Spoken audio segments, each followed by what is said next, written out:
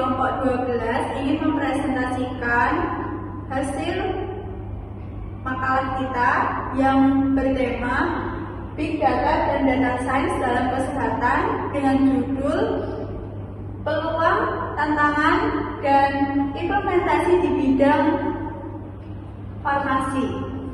Perkenalkan, saya Anissa Purwadinata, NIM 303270007. Saya Elinda Samriani dengan NIM 303270021. Saya Rina Sayani dengan NIM 303270056. Saya Vivi Sintiasari dengan NIM 303270062. Saya Aida Ibusifa dengan NIM 303270003. Selanjutnya, materi akan dipresentasikan oleh rekan saya. Di sini saya akan menjelaskan tentang latar belakang era revolusi digital, memunculkan big data dan sains sebagai teknologi strategis dalam kesehatan. Setiap aktivitas layanan kesehatan menghasilkan data kompleks dalam jumlah besar, mulai dari rekam medis, distribusi obat, klaim asuransi, dan perilaku pasien.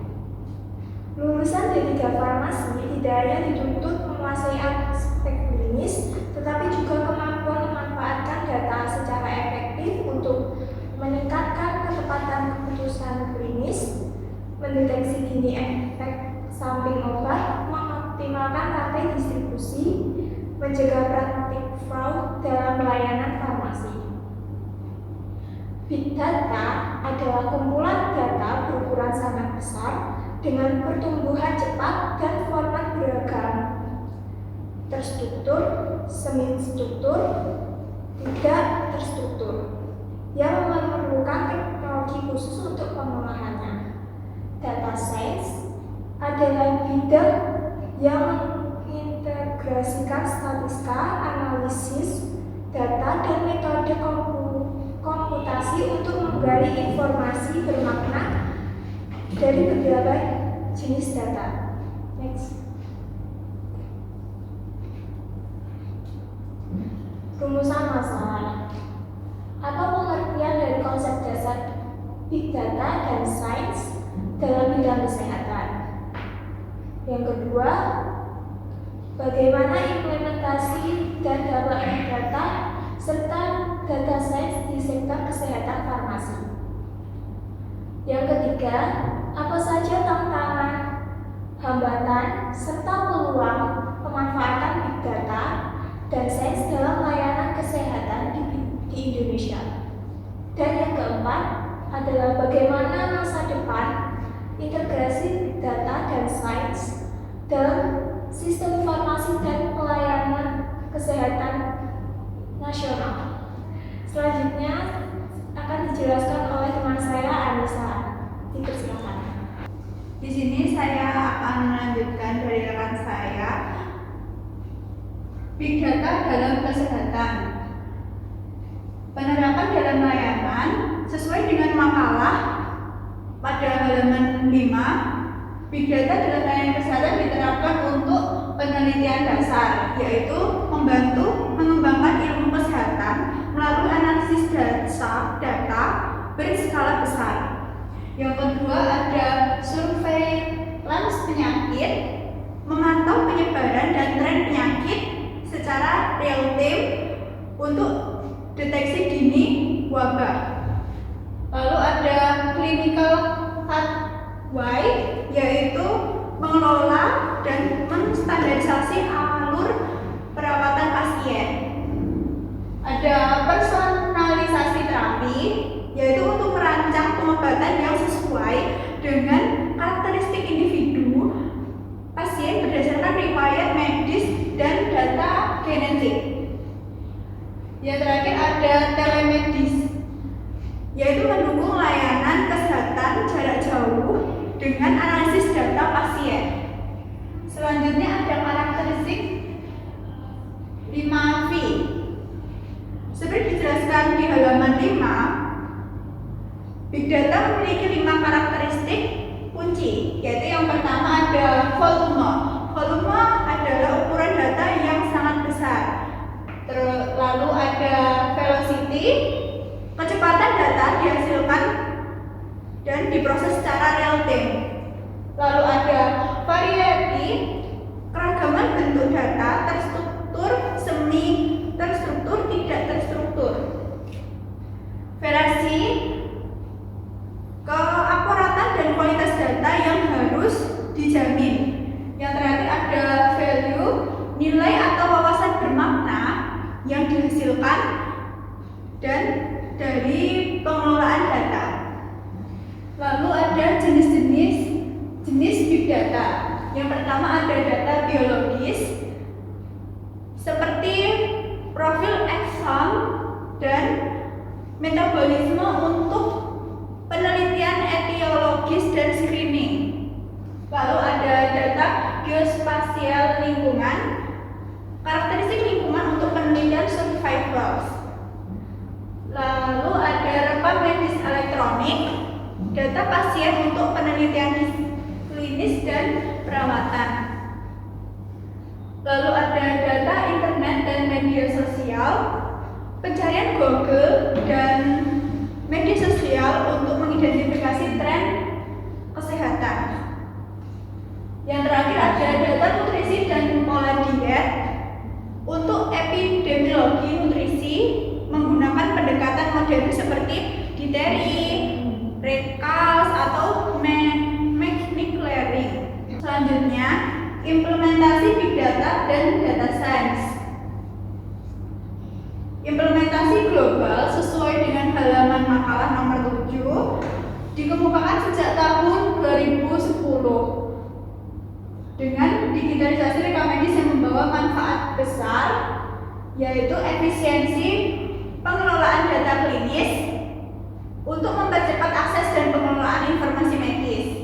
Lalu ada perbaikan sistem distribusi obat untuk memonitoring real time untuk menghindari kekurangan atau kelebihan stok. Mekanisme layering untuk analisis citra medis digunakan dalam CT scan, PET, MRI melalui sistem PACS untuk meningkatkan akurasi diagnosis. Lalu ada pengembangan obat, mempercepat proses research dan pengembangan obat baru. Lalu ada personalisasi terapi penyakit kronis untuk merancang pengobatan yang lebih tepat, sasaran berdasarkan karakteristik individu.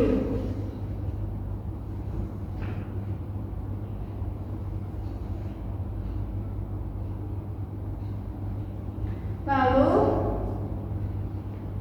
ada keberhasilan global mencakup pelacakan survivor penyakit zoonosis, prediksi organisme penghasil SBL, pengendalian penyebaran tuberkulosis dan gonorrhea, implementasi di Indonesia, yaitu berdasarkan halaman 7-8 makalah, sistem yang dikembangkan adalah e-prescribing, Sirana, Inacapskis, sistem FKTP.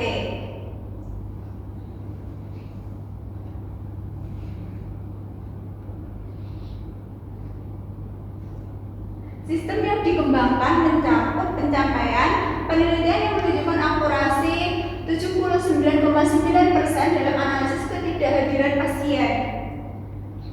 Tantangan yang masih dihadapi yaitu ada infrastruktur, keterbatasan teknologi di berbagai fasilitas kesehatan, dan juga interoperabilitas. Belum ada standar data yang seragam antar rumah sakit, apotek, dan klinik. Selanjutnya akan dijelaskan oleh rekan saya. Saya akan melanjutkan presentasi dari rekan saya. Manfaat dalam sektor farmasi, kualitas pelayanan. Kualitas pelayanan menunjukkan bahwa big data memungkinkan analisis data resep lewat alergi dan kondisi pasien secara cepat dan terintegrasi. Dengan digunakan data CNC dan kecerdasan buatan, tenaga kefarmasian dapat mendeteksi potensi kesalahan medikasi serta efek samping obat lebih dini. Hal ini meningkatkan keselamatan pasien dan ketepatan pemberian terapi karena keputusan kritis didasarkan pada data yang lengkap dan real time. Manajemen efisien. Manajemen efisien menggambarkan peran big data dalam pengelolaan distribusi dan persediaan obat. Pemantauan stok secara real time membantu mencegah terjadinya kekurangan maupun penumpukan obat. Dalam makalah dijelaskan bahwa sistem berbasis data mampu meningkatkan efisiensi operasional fasilitas kesehatan, terutama dalam perencanaan kebutuhan, distribusi, dan pengendalian perbekalan farmasi, sehingga penggunaan anggaran menjadi lebih optimal. Deteksi fraud. Deteksi fraud menekankan pemanfaatan machine learning untuk mengidentifikasi potensi kecurangan dalam pelayanan farmasi, seperti klaim yang tidak wajar atau penyimpangan dalam distribusi obat. Dalam makalah menjelaskan bahwa analisis pola data dengan algoritma machine learning dapat mendeteksi anomali dengan tingkat akurasi yang tinggi sekitar 79,9%. Hal ini mendukung transparansi, akuntabilitas, serta penguatan sistem pengawasan dalam layanan kesehatan. Pengembangan obat. Pengembangan obat menunjukkan kontribusi big data dalam mempercepat riset dan inovasi farmasi. Analisis data berskala besar memungkinkan prediksi penyakit, identifikasi target terapi, serta pengembangan pengobatan yang bersifat personal dan presisi. Dalam makalah disebutkan bahwa pendekatan ini membantu menciptakan terapi yang lebih efektif karena disesuaikan dengan karakteristik individu pasien.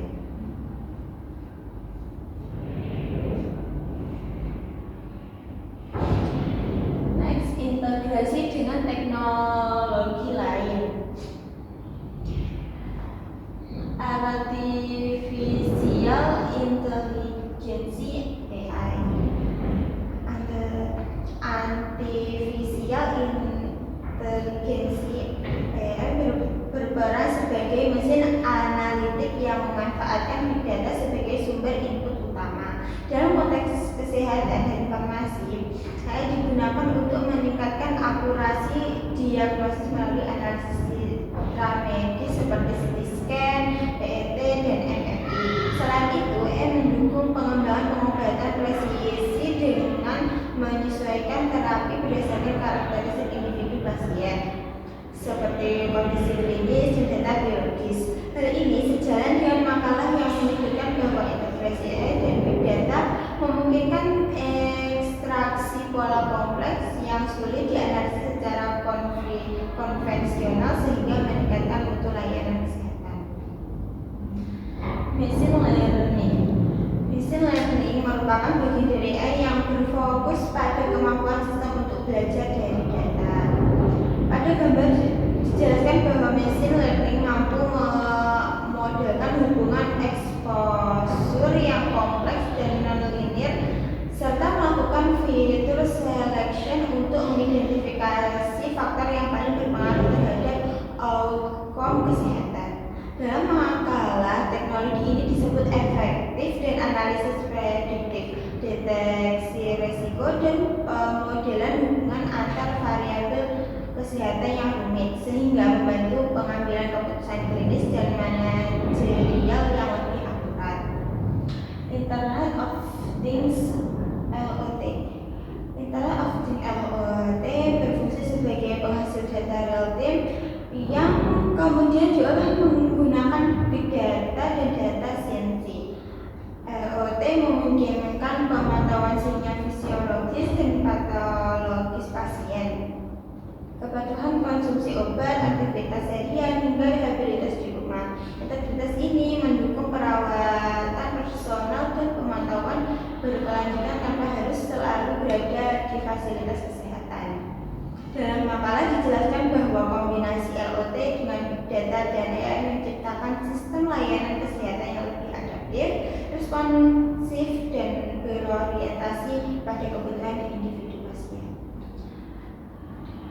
akan dilanjutkan oleh rekan saya.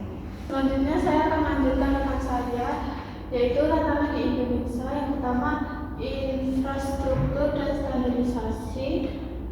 Ini adalah tantangan paling fundamental. Kita masih menghadapi realita bahwa terdapat perbedaan infrastruktur yang sangat signifikan antar fasilitas kesehatan di Indonesia.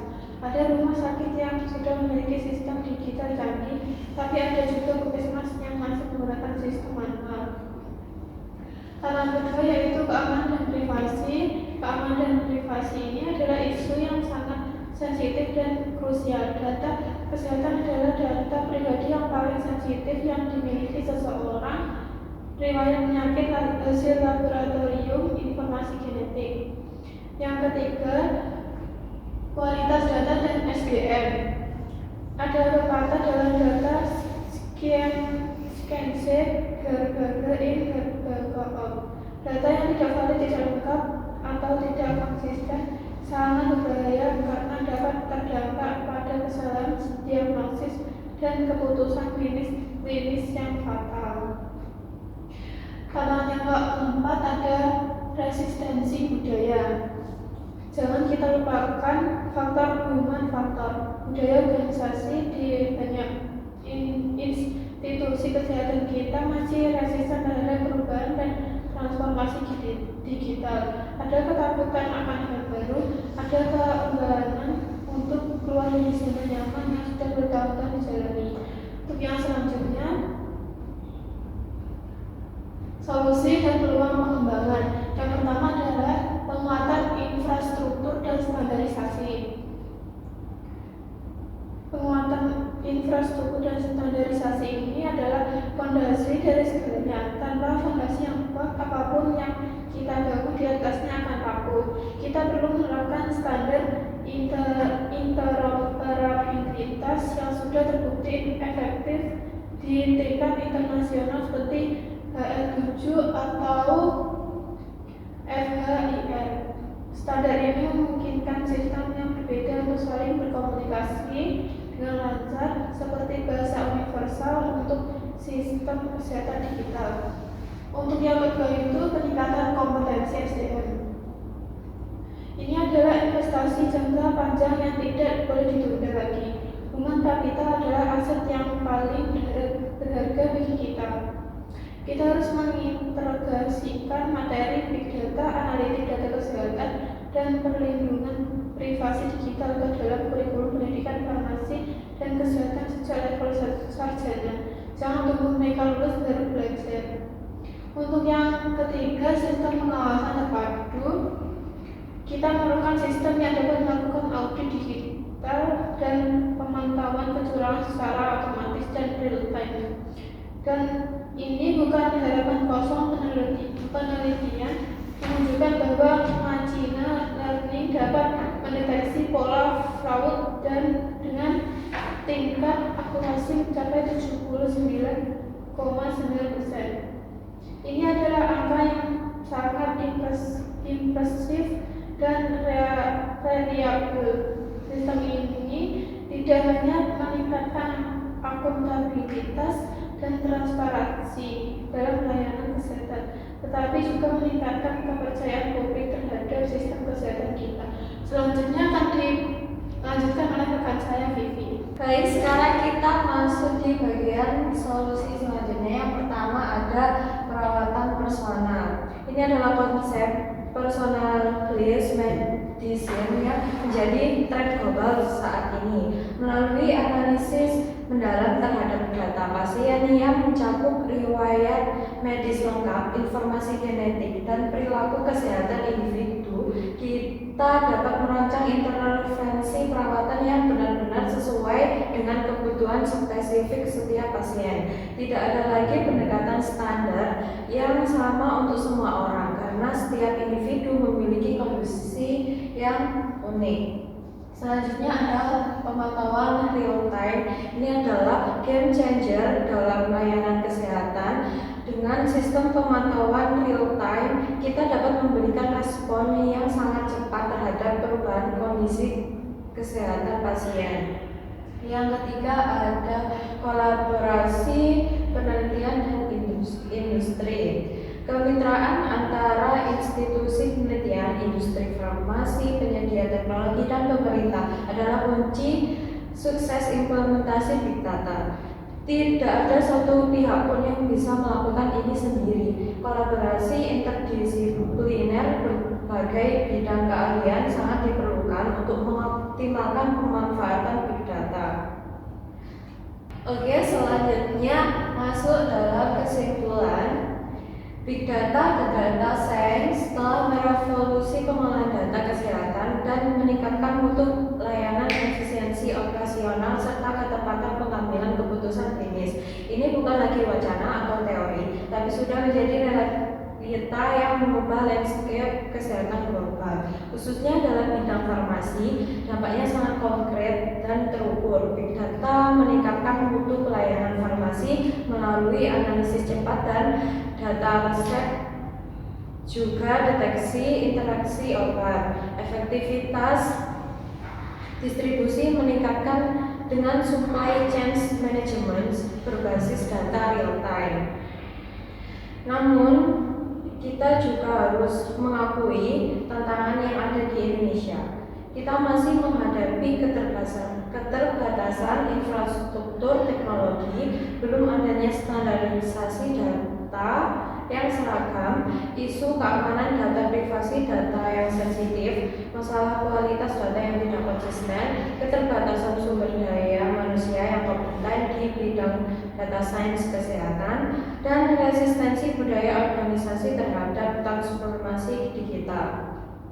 Oleh karena itu, strategi ke depan sudah jelas. Kita harus berfokus pada penguatan infrastruktur digital dengan adopsi standar internasional seperti HR7 atau FHIR, peningkatan kompetensi SDM melalui integrasi kurikulum data science di pendidikan kesehatan dan pelatihan berkelanjutan, implementasi sistem pengawasan terpadu untuk meningkatkan akuntabilitas pengembangan inovasi dalam perawatan personal dan pemantauan real time. Dan sangat penting adalah membangun kolaborasi lintas disiplin yang kuat antara semua stakeholder. Sekian presentasi dari kelompok kami. Mohon maaf apabila ada kesalahan kata. Wassalamualaikum warahmatullahi wabarakatuh. 1, 2, 3.